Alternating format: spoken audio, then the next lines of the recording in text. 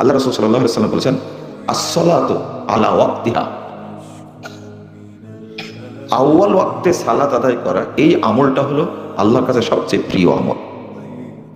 2 নম্বর 154 নম্বর হাদিস আবু দাউদের মধ্যে এসেছে। আল্লাহ রাসূল বলছেন, প্রশ্ন করা হলো আইয়ুল আমাল আফজাল, যত আমল আছে তার মধ্যে সবচেয়ে প্রিয় কোনটা?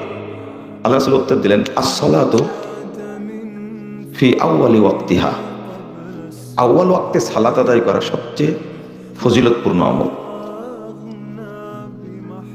আবু দাউদের 430 নম্বর হাদিস, রাসূল সাল্লাল্লাহু আলাইহি ওয়াসাল্লাম একদিন বলছেন, আমি যে আয়াতটা পড়ে শোনালাম তারপরে হাদিসটা অনুবাদ করার দরকার ছিল, এটা হাদিসে কুদসি।